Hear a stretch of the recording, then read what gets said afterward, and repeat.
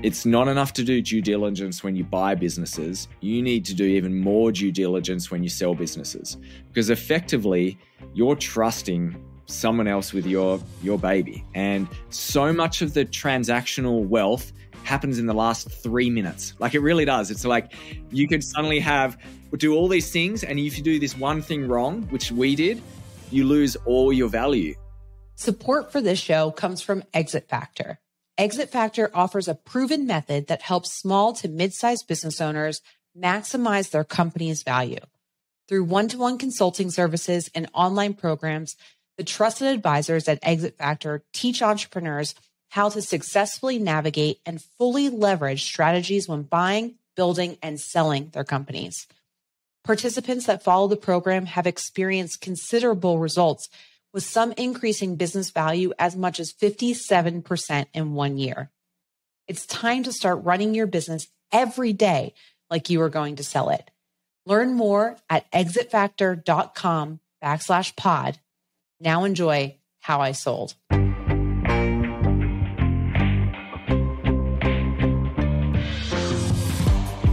Welcome to How I Sold, presented by Exit Factor. Only 13% of all businesses in the U.S. are sold, but we only hear about the billion-dollar stories.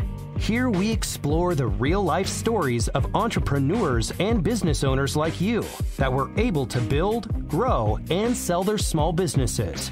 Now, here is your business exit expert, #1 best-selling author, and host, Jessica Fialkovich. Welcome to How I Sold. I'm Jessica Fialkovich, and I created this podcast after spending over a decade in mergers, acquisitions, and exits, and noticing that we often hear the stories of the unicorn sales. You know, those companies valued at over $1 billion. But we don't hear the real life stories, the stories of the thousands of entrepreneurs every year that build, grow, and sell their small businesses.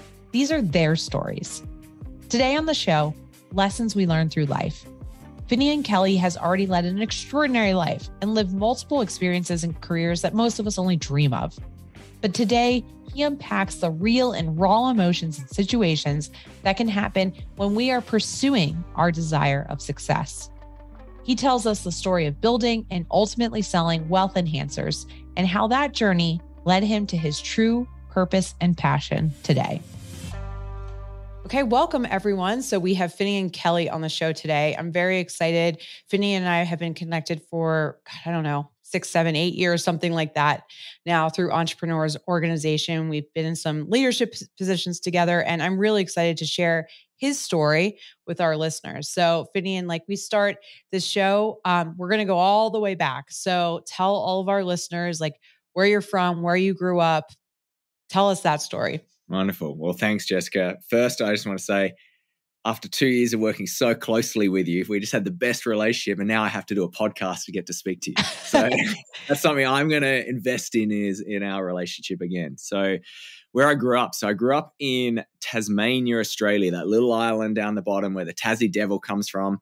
I grew up on a farm, and I was actually born in Sydney, but yeah, I grew up in Tasmania, and I pretty much wanted to get out of there as soon as I could. So I was lucky. I finished school at 16 and had one of those first moments of my life where I had to make a decision which was against probably the status quo. My whole upbringing was about being a doctor, and I got accepted into medicine, and I just knew in my soul that it wasn't the right place for me to go. So I went somewhere else, and I ended up getting accepted as a pilot in the Australian military and became an army officer, which wasn't the right path for me either. But it was I share that because there's certain times where your soul will tell you certain things, and you sometimes don't make the right decision, but at least you didn't make the decision that you knew you were going to get trapped in. Yeah. Yeah. It's so true. So it's interesting. So was entrepreneurship like ever a thought in your mind that like at that age, it was just either medicine or army? That was kind of where you're positioned at? Yeah, it's really interesting. I look back, and what you're surrounded with is so important. So success in our area was being a doctor, lawyer, a little bit down, accountant, lower.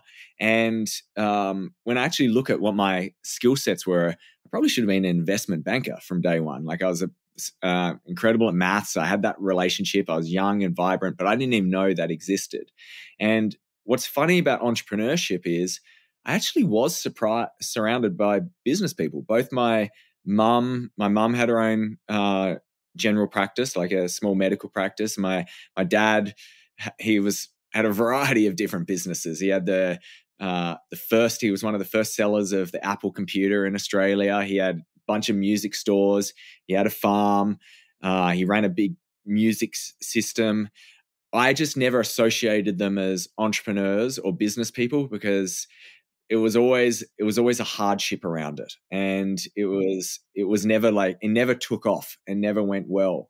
So I don't think I ever really thought of them as business people until probably into my 30s, where I actually look back and I went, oh, I did get some entrepreneurial guidance there.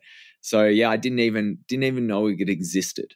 Wow. It's super interesting. Actually, my dad had a similar experience because my grandparents were fledgling entrepreneurs and business owners. And so he went into education, super different, but it's interesting that like you saw that too, in the ups and the downs and the stress of owning your own business. And you're like, well, doctors are successful, right? And we're going to do something else. And you didn't see that kind of as an impetus, I would say, for your next step.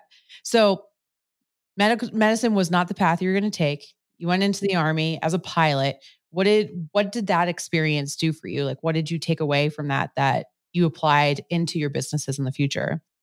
Yeah, so I contributed a lot of my early success in business due to my Army experience. So from 20 to 21 years old, I was in charge of anywhere from 30 to 100 people from all ages and all experiences of life. And then I really was in charge of their life. If I said we're going out bush for a month, we went out for a month and they had to tell their families. And so there was a lot of responsibility at a young age. And then at the same time, as a young lieutenant, you're also communicating to generals. So you're having this sort of leadership from above, and you're in that middle area and filtering it all. It's weird. They give sort of most responsibility to the youngest officer.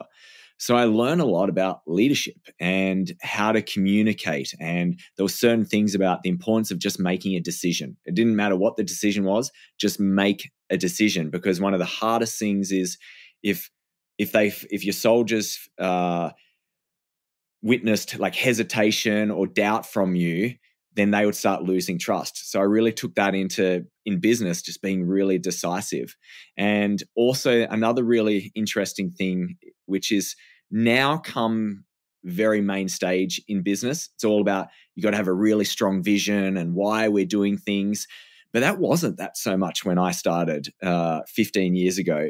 It wasn't spoken about that much. But the Army, one thing they always did was they'd always talk about commander's intent 2 up, so like 2 ranks above, and then commander's intent above. So then if you were disconnected from communication, you knew what to do. You were like, all right, the commander's intent is take all high ground. You would do that. So I learned very early on about the importance of a vision and communicating it and empowering people, and also the power of a vision and a story, because the Army would get young people to go risk their lives, have to potentially take lives, and not for that much money, and make them feel like they're actually getting a lot. So I brought that sort of into my company. I always, from day one, we had vision documents, we had values. I kept communicating like, we're not here, we're actually going there. We're bigger than what we are. And that definitely contributed to a lot of fast success early on. Wow. Yeah. It actually, you're right. All armies, right? Like you were in Australia, but even the US Army, all the divisions, they have a great story, a great vision, great recruiting processes. And I think they do. I mean, all the participants in the military I've talked to have gotten tons and tons out of it. I mean, you just explained a few, like 3 key things that you got out of it that you were able to implement in your entrepreneurial career. And I'm sure there's so much more. So you're commanding all these officers. You're in charge of lives, like you said, up to like 100 at a time. What's the next step for you? Like, how long did you serve? What did you think you're going to do after you got out of the military? So I served for just under 7 years, and I soon realized it wasn't my path. There were certain things. It was similar like that medicine moment where it's like, It doesn't matter how much I convince myself of how good this is and how cool being a pilot would be or anything. It just wasn't for me. It was for other people. They absolutely loved it. And that was probably another big lesson was I saw the passion of some of these young guys and females like flying, and I was envious of them. I didn't have that same energy, but they were just focused, and I realized I wanted a little bit of that. So the path was sometimes it's that sort of one-dimensional view. You're like, all right, this isn't my path. What's a path which isn't it? So I learned how to invest, and I started investing, and I felt confident that I didn't need to depend on the military's money. So I retired. It's actually an incredible experience. I retired. And how old were you at that point? I was 23 years old. And it sounds funny, but it really has been an important part of my theme was that I realized you don't always have to keep going. You don't always have to be pushing. You can actually take a break and see what comes through, what guidance comes through to you. So yeah, I used to joke around. I was retired at age 23, and I actually had when you retire from an army officer, they give you a card saying retired army officer. So I effectively was, and then I explored during that year. Now, something that I've done a lot of is while I'm in sort of indecisive things, I'll get some form of qualification or learn something that I believe could open up options for me or help me in the future. So I got an extra teaching degree, I got a finance degree, and that helped me for when the day I had the opportunity to see this sort of entrepreneurial financial business. I already had the ability to be able to start that business the next day, where I didn't have to go do a year qualification or anything. I had it. And that was an incredible moment because this opportunity came a year later when I met a woman who we fell in love with and connected. And it was just sort of, she opened me up to this world in the finance world. I knew my capabilities, and I went, and I didn't even know about the business side, but she did. She had experience, and I went, we could do this. Like, we could do this together. And we did. 6 weeks later, we started our first business. And to tell you the truth, it was more about freedom. We wanted to travel together, have flexibility, and this was a path. And then we saw a big opportunity, and it's pretty amazing what we did. And part of it was because of the confidence of leading different ages. I thought, why not? Like, we can do this. And it's amazing when you have a partnership, and this is something to consider about co-founders. There's a lot of like negative talk about co-founders sometimes, but it's incredible as well. Like, you work with your partner. There's different things. When it works, it's amazing because you just have trust and you don't have to worry about a certain skill set that you're not so good at. And that creates incredible energy and alignment. Yeah, especially, the different skill sets, and you can find somebody that's complementary to you. You can go so much further, so much faster. So, tell listeners just a little brief, like what was the first company called? What was your niche in? Like, what made you different in the financial world than all of the other people that were in the space at that point?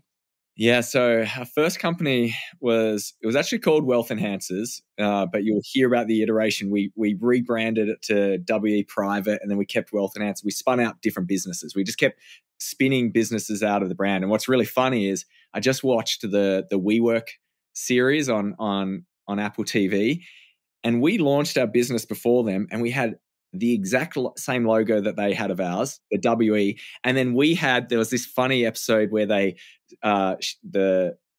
co-founder's wife went through all the different, like, we grow, we learn.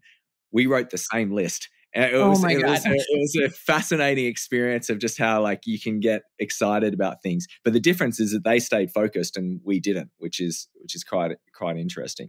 So it was a private wealth management company to start with. And what was really different was that it was in the middle of the global recession, the financial crisis. And everyone else was in the financial world. They were hiding. Like, they did not want to talk to anyone. They were ashamed. They were so consumed. And we looked at what had happened, and why most people lost money is because they didn't understand why they were investing. They didn't understand that they didn't actually need to take on that risk. They had plenty of money, and we went after a certain affluent market, the high net wealth. And we just started going out and communicating about values and what it is that you want for your life and how to link the money together. And how it worked was that my partner, she was sort of the strategy person, and then I was the money person. And we said that the money is only determined by what you want in life. And it was revolutionary at the time. Now, whole industry has built off it since. And I think we were confident, we were saying something different and speaking to people and treating them like humans during a time it was really scary for them. And we grew fast. It was pretty amazing what we did in the first sort of 2 years. Yeah. So was it like a success out of the gate pretty much, or what made it take off that fast? Do you think it was that communication that differentiator? Yeah, I really think it was a combination of things. I used to say layers of credibility. So the first was, obviously we were super young. I was 24. And what's a 24-year-old doing, like speaking to these really successful people who are either huge businesses or exiting them? And so I would have layers of credibility. I made sure that they'd see that I was an army officer. I'd led people. I had a history with like medicines, because a lot of doctors we went after, all my different degrees. And that would be the first layer. And then it would be our process. Our process was so clear, so articulate. All the soft touches, the soft skills were really good, and just constant communication, talking through the process and being confident. I think that was the fundamental thing. Was we weren't saying like, oh, this potentially could work. We were saying this will work. And I really feel like that's something. And sometimes I forget that as an older person now, and I have to go back to that younger Finn and go, all right, what would he have done right now? You have now 15 more years of experience and knowledge. He would just be like, whoa, what are you thinking about? You know exactly what to do. Trust yourself. And that was probably the big differentiator. It was that. Yeah. It's funny that you bring that up. It's like, as we get older, we get more experience, get more degrees, just more life experience, right? But sometimes we have those doubts that creep in more too, right? And it's like, as a 24-year-old, yeah, you can be super confident because you don't know what could go wrong. And as you get older and more experienced, you also have, some more failures that start to chip away at that confidence. So it's really interesting. Yeah, and we give them too much energy, because what we start doing is, we have had some failures. So then we've got some evidence of how it can't work, but then we stop looking at all the things that did work as well. So that's part of this challenge as well, is to how do you realize that, yes, there's a lot of things that went wrong, but there's a lot of things that went right. I'm someone who's had a lot of injuries over my life, and sometimes I can go, oh yeah, I've injured myself a lot. But then I think, imagine if I had a video camera, like, me, I'm a pretty aggressive skier and mountain biking. If I had a video camera of all the near misses, of all the times where I could have broken my neck or leg or anything, I think I'm winning. I know I'm winning. But so often we just get held back by our fears and our doubts just because something happened in the past. And it's really important is that stop bringing the past into the future, because the world's constantly evolving, and there is an opportunity every second. Every day there's someone starting a business and building a really great, successful business. So just like all the other people at that time, when I started in 2009, they were wanting to get out of the business. They were done. I was like, wow, this was the greatest opportunity ever. So how can you stay in that mindset regardless of what's happening? Yeah, no, you're so right. And yeah, I think we do focus sometimes on the misses versus the near misses, or even the wins, right? So now you guys are having a ton of wins, 2 years in, taking off. Like, did you know at that point, hey, this is going to work? And also, like, this is a company that we could potentially exit at some point. Are you having any of those conversations together?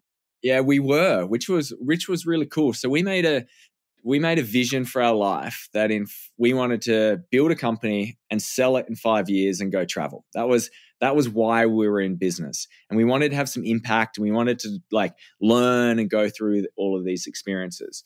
So yeah, at the 2-year mark, we were definitely experiencing it. We qualified for EO super early. So that's one of my greatest moments in my life, was getting into EO about 10 years ago. And we started seeing, we could exit it. Now, what was cool is in the financial industry, it's a little bit more, people do exits all the time. Like, we actually bought some other businesses in that time, so we knew how it worked. We sold little parts of business. I don't count that as an exit, but we had the experience with the transactional model. So we always just knew that it was part of our process. And I've learned since that a lot of people don't even have that awareness. They have no idea. And it's why most entrepreneurs haven't had an exit. Like they're very, very few percentage of businesses get over $1 million, even smaller get over 10 million, and very few people actually sell a business. And I always respect anyone who has sold any business, whether they sold it for 5,000 or 500 million, whatever it is. There's a process, there's a psychological process, and there is a little bit of a formula, which you know better than anyone. So yeah, we were definitely talking about it. One of our challenges is that we started other businesses, which is one of the entrepreneurial dilemmas is if we just stuck with that one business, we would have built a really powerhouse business that we would have had exponential effect on our exit.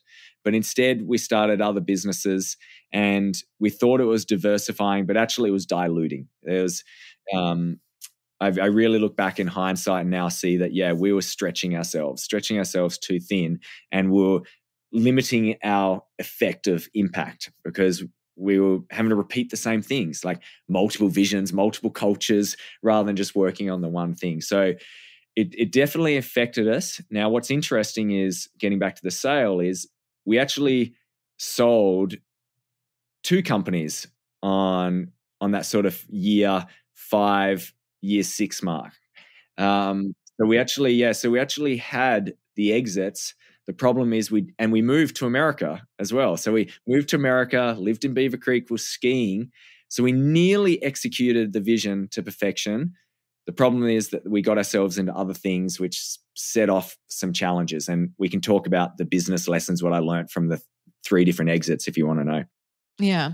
I do want to comment. It was funny because I was on Twitter, which I'm not usually on Twitter this weekend, but I saw this really tweet that kind of captured me as I was launching Exit Factor and trying to build and grow this brand of ours too. But the tweet was about, and I'll make up the quote because I don't remember the exact, but it was about, everybody talks about diversity in terms of investment strategy and running a business, but really the key to success early on is focus and not diluting. It was almost basically what you said, paraphrase. It's a super important lesson because you do dilute what you're giving the company as you're building. Now, when you get a company to maturity and you're out of the business, like I'm out of Transworld right now, it frees up your time and you have a leadership team that's running. But when you're starting, you're building, you're in that growth phase, it's very challenging to do multiple things at once. And I think it's important to talk about because most successful visionary entrepreneurs have a million ideas going on in their head at any given time. And I think the hardest thing is to say no to those other ideas, right?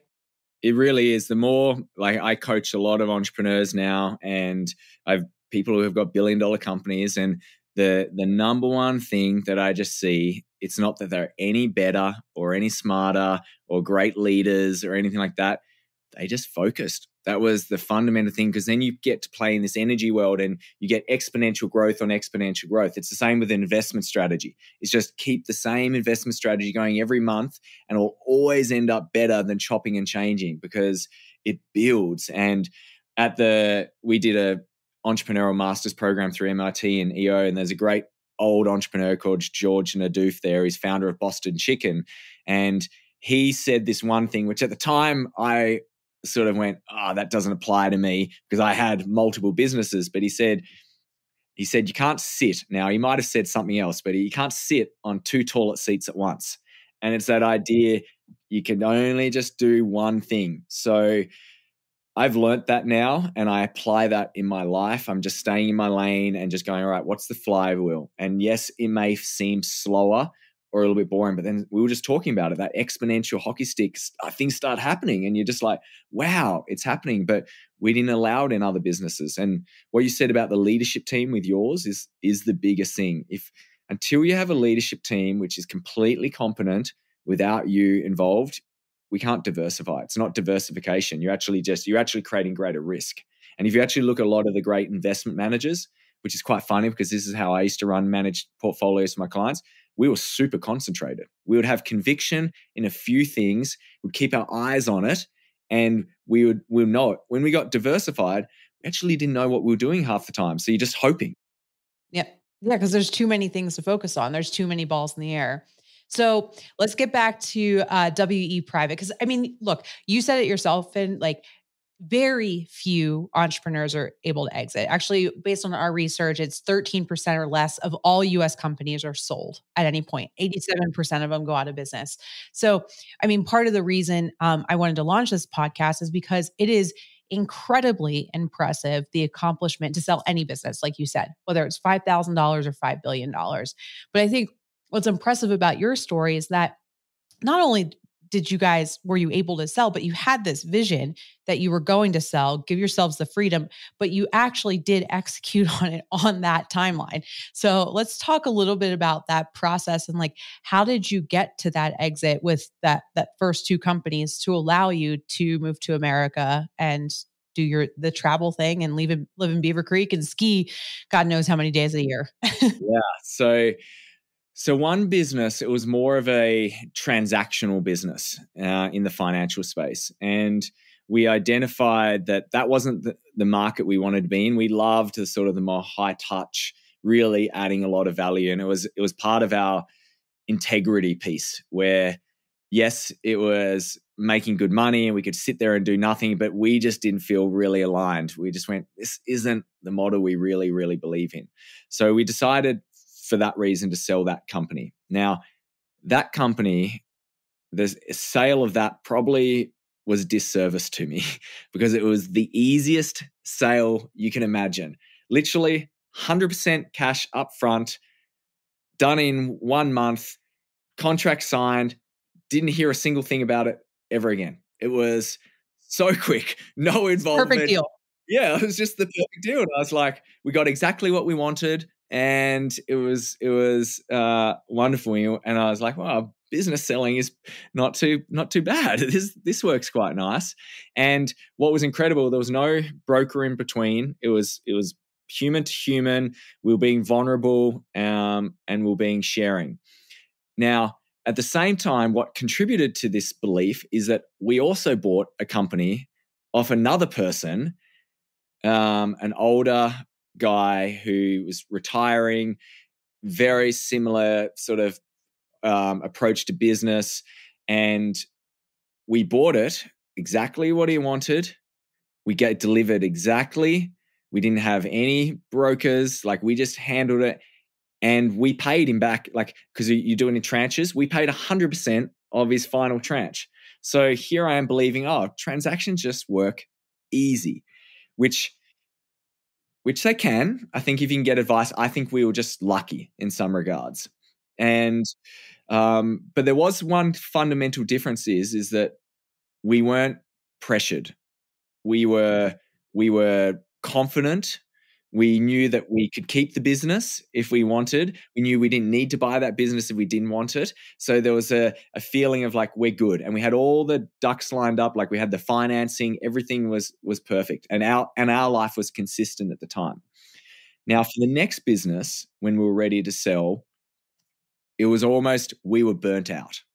We were over the edge. We were tired of different businesses. We'd had staff problems, and we just wanted to sell. And we also were like, we just want to make a lot of money and get overseas. And we hired a broker, which was a different experience for us. It was an advisor broker.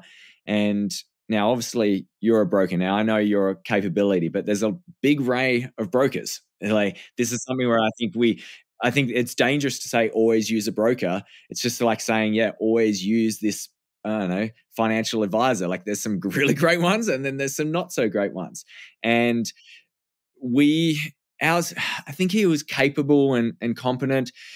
We just probably trusted a little bit too much, and we got so into the transaction, and we didn't position our transaction well enough. Like, there's certain things which I know if we'd done your course, we would have just gone, it'll all be right, because our previous transactions, it did just go all right. Is because that you were so trusting because you now have two experiences that tell you, hey, this is easy. if we just trust and we feel like it's the right thing and it's the right deal and everything will just come together, right? But you have two reinforcing experiences that are telling you that, right? Spot on. And I think the thing was there is that we trusted the human so much that just like who we sold to, we knew that he would make it right and we would also make it right. So yes, there was a bunch of things that went wrong in a business and we could have easily gone, no, let's not pay that separate tranche, but that's not how we operate. If we agree to something, we're going to make it happen. So that was something which definitely affected us in this new transaction. So we didn't probably clean up the business as well as we could have because we just went, oh, people understand how these businesses work.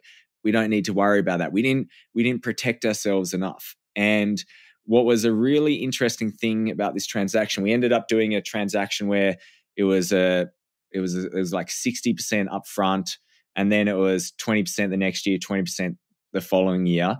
And literally the day after we sold the business, so we're like, I'm actually, this is a pretty crazy story. It's not the day after. Well, it is. I'm in Bulgaria doing a documentary with National Geographic. Like one of my highlights, I know I'm about to move to America. We're like, we've done it. And then on my birthday, we finally have a contact with my partner and she says, we're getting sued. When we come back in just a moment, how Finnian turned the lawsuit and one of the most challenging situations he faced into an opportunity for growth and expansion. Stay with us. I'm Jessica Fialkovich, and you're listening to How I Sold. Support for this show comes from Exit Factor. Have you ever wondered if your business is sellable? The truth is, thousands of businesses sell every year, from just a few $1,000s to billions. Now, there are a ton of experts that will teach you how to start a business, more on how to grow one, but only Exit Factor will teach you how to build a valuable and efficient business that is sellable at any time, no matter what happens. Visit exitfactor.com/pod to learn more about us and take our free assessment to find out if your business is sellable. That's exitfactor.com/pod. Hey, welcome back to How I Sold. I'm Jessica Fialkovich. We're with Finnian Kelly, founder of Wealth Enhancers. Finnian built his financial practice on hard work and determination, and he has just hit the goal he and his partner manifested from the beginning, selling the practice and moving to the US. But a major curveball was just thrown with a lawsuit landing on his desk soon after the transaction completed. It was an intentional act of the buyers. Their whole strategy was, because some of them were lawyers in the company, was we're just going to sue them so they get so caught up in legal fees so we never have to pay the money and we can drown them in paperwork. And they were right. They broke us down, and effectively what happened is we never saw another dollar. We lost a lot of money in legal fees. We lost 3 years of our life, and it directly contributed to our marriage breakdown as well. It's not the only piece, but it definitely took its toll on us and affected all our other businesses. And my biggest lesson through that experience was it's not enough to do due diligence when you buy businesses. You need to do even more due diligence when you sell businesses, because effectively you're trusting someone else with your baby. And so much of the transactional wealth happens in the last 3 minutes. Like it really does. It's like you could suddenly do all these things, and if you do this one thing wrong, which we did, you lose all your value. And that's why the deal terms are so important. Don't get caught up in the overall number. How are you getting that money? Like upfront is always better, always getting it into your pocket, because every entrepreneur, they'll always say, I'm just miserable in the after phase. And what's interesting is that we look back through all our emails and we kept saying to our broker, we can't trust these people. They're not the right energy. And it was always just a bit of a convincing, no, you just need to go through with this. And part of it was probably the incentive in the transaction, and it really affected us. And yeah, it took its toll on me on business. Like it dramatically. I'm only just coming out of this after probably 6 years of seeing the butterfly effect, like the collateral damage from that decision. So it really matters. And I will never, ever go down a path like that again without having great people I trust, being methodical and thinking about it. Like, what are the things, like there's certain formulas for businesses that make it better to get a valuation. So that was a big life lesson. Well, and I really appreciate you sharing that, Finn. And that's where like you and I met, like kind of where you were in the midst of all that is when we started working together. And like, I think it's really important that we hear the success stories, but also that we hear the ones that don't go so well. Right. And there's lots of stories of things that don't go so well. And I wanted to pick out a couple of things that I heard that I think could help our listeners. But the first one is going back to where you were at mentally and emotionally at the beginning of the transactions, the difference between the first one and the second one. The first one, you're like, hey, if it sells, it's great. If it doesn't, we're okay. Right. And the second one, the first thing you said was we were burnout. Right. And do you think if you had done it like a year ahead of time when you had a bit more energy, you would have caught some of these things, or you just would have been in a different space? You're so right, Jessica. You want to sell the business when you're loving it, almost like when it's going well, because as soon as you're not enjoying it, it's hard and there's an energy around it, and the buyers they feel it. They just know it. So we definitely experienced in my third business sale, which was last year. That was worth a lot of money. And I just kept hanging on to it. And there was like some weird relationship. And I did so much destruction to that business in a few years, which then when I eventually sold, I'm just like, wow, like look what I eroded, a great business, because my energy wasn't aligned with it anymore. And as soon as we're out of alignment with our business, we need to act quickly. Like we need to either get back in alignment, hire a leadership team to take over, or sell that business, because we are powerful creators. That's why we created a business, but it also means we're powerful destructors. So that's been another piece. So yeah, definitely the timing is so important. Yeah, no, I think if you have the energy to continue to run it, like I tell a lot of our clients, like the year you're selling your business, because most transactions take about a year, it has to be the best year you've ever had. Like you have to run that business better that year than you ever had before, and focusing on things like the deal terms and evaluating the buyer. And I do think, to your point, like there's something about gut instinct with people, right? If you can say like, I trust this person or I don't, but doing that when you're not metaphorically backed against a wall and you're like, I just can't do this anymore. Like I just need to be out for any number of reasons. It could be burnout. It could be another opportunity. There could be other things going on in your life, but giving yourself the time and the space. So yeah, it's huge. And something what I do with my coaching clients now is I encourage them, and anyone I actually speak to, is have a running pitch deck of your company. So at any point of time, if you're thinking about selling or someone comes to you, you're ready, because you never know. You might not even, this is something which I see all the time. People downplay that. They either do two things. They either think their business is worth way more than what it is, or they create a story that no one would want to buy my business. That's not possible. And you just don't know. If other people see treasure in other people's trash, like just allow it to be possible. And when you're thinking of that mindset, it's like, okay, how would I position this? What are the risks? What are the opportunities? Naturally, then you're going to probably improve your business as well. So it's a bit of a self-fulfilling prophecy.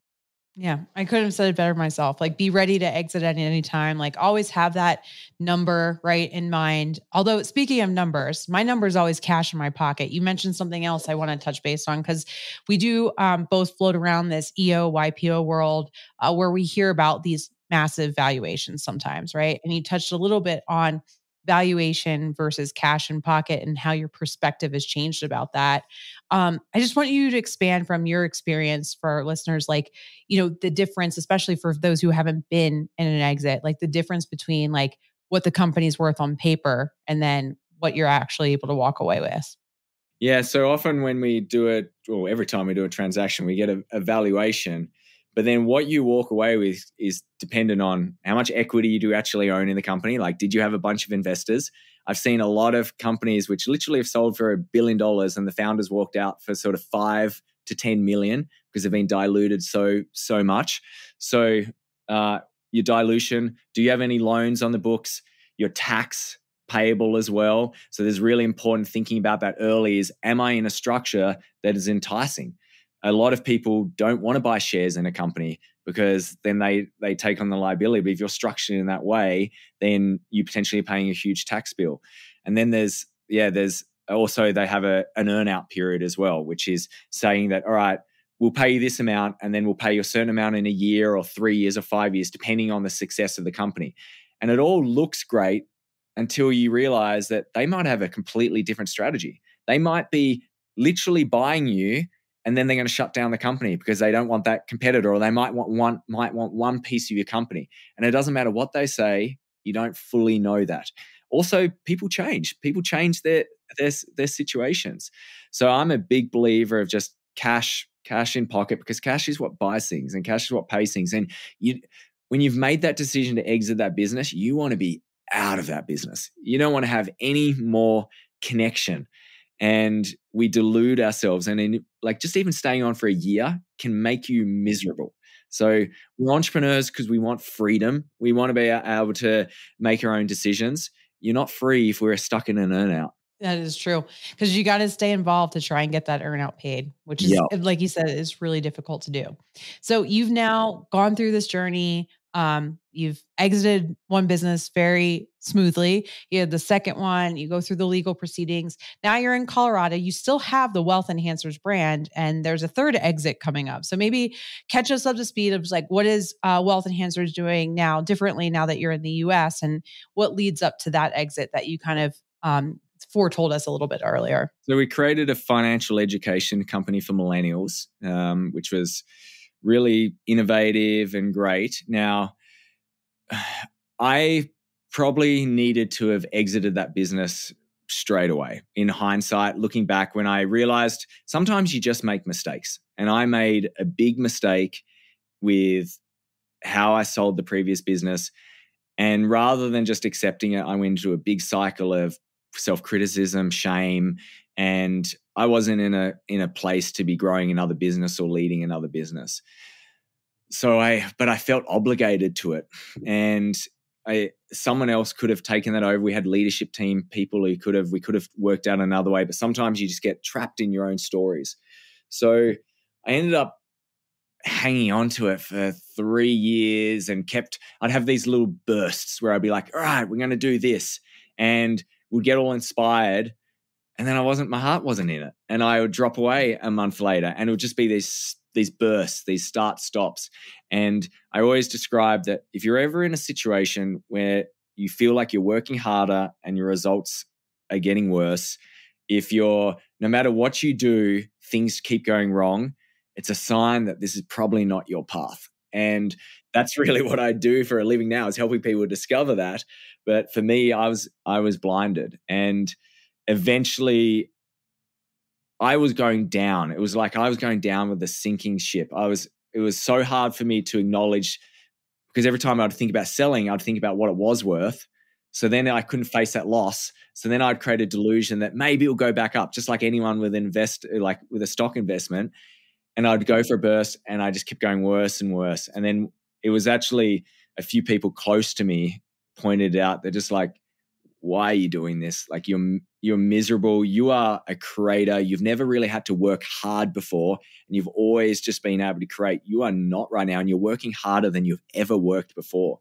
And it took my partner one day.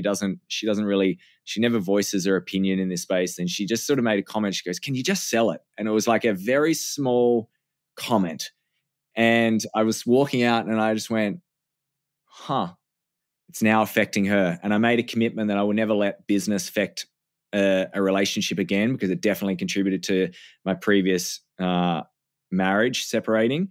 And next day I went, all right, and I just put in the process to sell it. And it was, sometimes you need to have that awakening. And it took that, the emotional element was more powerful now, because I realized what I was potentially risking was worth way more than any upside of the financial gain. And I can tell you, it was the most liberating thing ever, being free of it. I still have a lot of love and a lot of compassion for that business, and it's been such a big part of my life. But I can't imagine where I'd be. Like, this is now a year and a few months later. I can't even imagine what it'd be like to have that right now. It would be so limiting and stopping me from where I'm at right now. And that's something which people don't realize, is there's an opportunity cost all the time. It's one of the fundamental things with investing, is stop looking at just that in isolation. What's the opportunity cost? Where's your energy going? What could you use that capital for other things? And I know I'm onto something so much bigger and so much more powerful and just more impactful for me and others than I ever could have been right there. And And isn't that the most important? Like, is our energy feeling great? And are we loving life? That's more important than anything. Yeah, no, it's totally, it's funny. I was thinking opportunity cost as soon as you said that, but it comes back to like, I don't think these exit stories, and this is why I like to tell the stories in this narrative, these exit stories for small to mid-sized businesses, not for the big Wall Street deals. These are not about finances. They are about our personal life journey, our personal life choices, and where we want to be as entrepreneurs, as spouses, as parents. Like this is all intertwined for us. Like we don't get to separate all these. And I think sometimes when we just look at the financial transaction, it prevents us from doing a deal or doing the right move for us personally that we need to make with the businesses, right? Yeah, and this is what I love about your approach to business sales is you care, and it's very similar to how my first business. It was, what does this mean for your life? That's all that matters. It doesn't matter if we're not getting the greatest return, as long as you are getting what you want into your life. And that's where having someone to guide you and care about you and just remind you these things. Because if you get someone who's just so focused on the numbers working with you, they can get into your head and you can suddenly go, oh, hang on, where am I? Like I've lost myself. And you might sell to the person who, gave you the better numbers, but you knew in your heart that they weren't the right person. And if you just sold to the one that felt right, maybe the numbers would have been better anyway. Yeah, so true. So you get rid of Wealth Enhancers about a year and a half ago now, right? Yeah. And that you're totally out of the financial space. So tell us what that leap was like and what was going on and what you're doing now. So I've had for 15 years all the financial services licenses. I could pretty much run whatever I wanted. And there was a decisive moment after I sold the business. Am I going to keep them or am I going to let them go? And there's a big part of you which says, well, you've got to keep them. They're so hard to get and they're getting harder and harder.